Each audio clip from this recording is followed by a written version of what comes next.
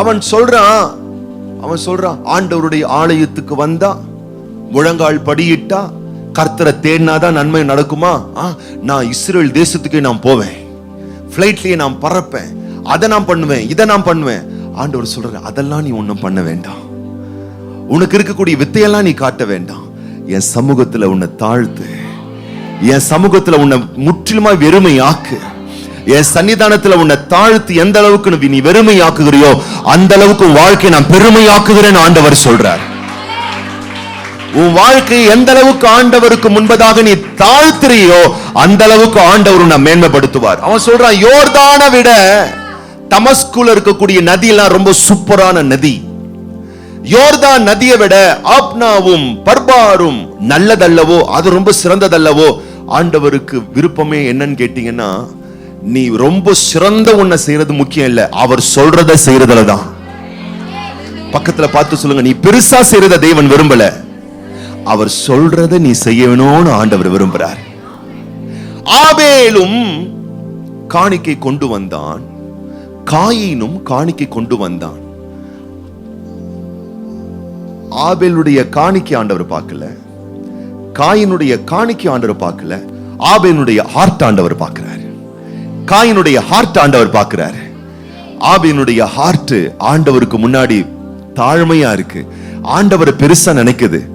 காயினுடைய இருதயம் எப்படி இருக்கு தெரியுமா? நான் கஷ்டப்பட்டேன், நான் உழைச்சேன், நான் பிரயாசப்பட்டேன்ற மாதிரி அங்கே ஒரு கர்வம் இருக்கிறது. நான் சொல்லட்டுமா, வேதம் சொல்லுகிறது, தேவன் தாழ்மை உள்ளவர்களுக்கு கிருபையை தருகிறார். சத்தமா சொல்லுங்க, பெருமை உள்ளவர்களுக்கு எதிர்த்து நிற்கிறார்.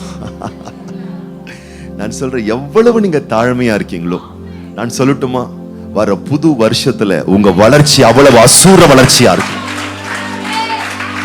அன்பா பேசுங்க, பணிவா பேசுங்க.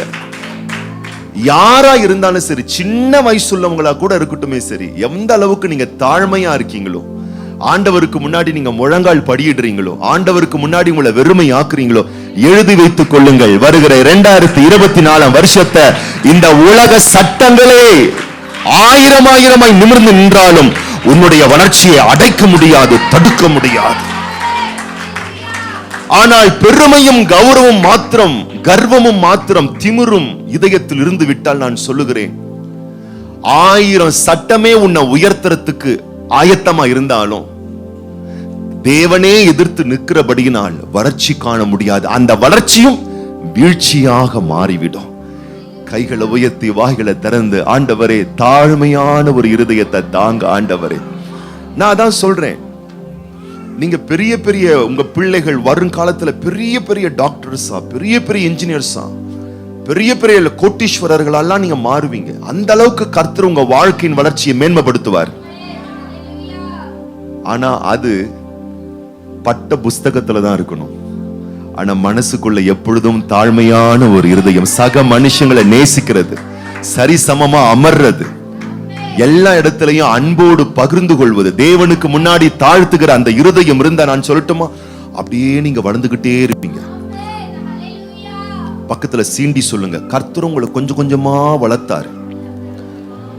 நீங்க தாழ்மையை கொஞ்சம் கொஞ்சமா வளர்த்துட்டு இருந்தீங்கன்னா எங்கேயோ போயிருப்பீங்க. ஆனா கொஞ்சம் கொஞ்சம் ஆண்டவர் உங்களை உயர்த்த உயர்த்த, கொஞ்சம் கொஞ்சம் விடுக்கு, கொஞ்சம் கொஞ்சம் நடுக்கு, கொஞ்சம் கொஞ்சம் மிடுக்கு, கொஞ்சம் கொஞ்சம் துடுக்கு அப்படியே வந்துச்சு பாருங்க. அவ்வளவுதான், கும்முன்னு உக்காந்துக்கிட்டீங்க. அப்படியே தாழ்மை வர வர வர வர வர வர, நான் சொல்லட்டுமா, உன் வளர்ச்சி எங்கேயோ போயிருக்கும். இவனுக்கு இன்னும் தாழ்மை வரல, இன்னும் அந்த கர்வம் இருக்கு, பட்டம், அதிகாரத்துவ பட்டம், அந்த பட்டம், அந்த கர்வம் இருந்துகிட்டே இருக்கு பாருங்க. என்ன ஆகுது? ஆண்டவரால் ஒரு அற்புதத்தை செய்ய முடியல. அடுத்த வசனம் 13 வசனத்தை வாசிங்க பார்க்கலாம். அவன் ஊழியக்காரர் சமீபத்தில் வந்து அவனை நோக்கி, அவனுடைய வேலைக்காரர்களாம் சமீபத்தில் அவனிடத்தில் வந்து, தகப்பனே, அந்த தீர்க்கதரிசி ஒரு பெரிய காரியத்தை செய்ய உமக்கு சொல்லி இருந்தால், பெரிய காரியத்தை செய்ய உமக்கு சொல்லி இருந்தால் அதை நீர் செய்வீர் அல்லவா? ஸ்நானம் பண்ணும், அப்பொழுது சுத்தமாவீர் என்று அவர் உம்மோடே சொல்லும் போது அதை செய்ய வேண்டியது எத்தனை அதிகம் என்று சொன்னார்கள். பக்கத்துல பாத்துக்கலுங்க, ஆண்டவர் என்னங்க கேட்கிறாரு உங்ககிட்ட? 24 பக்கத்துல பார்த்து 24 மணி நேரத்துல 1 மணி நேரம் கேட்கிறார் ஜெபம் பண்றதுக்கு, வேதத்தை தியானிக்கிறதுக்கு. வாரத்துல 7 நாள்ல 1 நாள் சபா ஆலயத்துக்கு கூடி வர சொல்றாரு. அல்லேலூயா. நீங்க வாங்குற 10 மடங்கு சம்பளத்துல 1% தசம பாகம் கேட்கிறாரு. மொத்தத்தையுமா கேட்கிறாரு? சின்ன விஷயத்தை தான் கேட்கிறாரு. அத்தனையும் மீண்டும் உனக்கு திருப்பி கொடுக்கிறதுக்காகத்தான், மீண்டும் உன்னை உயர்த்துறதுக்காகத்தான், மீண்டும் உன்னை ஆசீர்வதிக்கிறதுக்காகத்தான், உன் நன்மைக்காகத்தான். உன் நன்மைக்காகத்தான் அந்த கீழ்ப்படிதலே, உன்னுடைய வளமான வாழ்க்கைக்காக தான் அந்த சின்ன விஷயத்தை செய்ய சொல்றார். இப்பதான் புரியுது. ஆமா,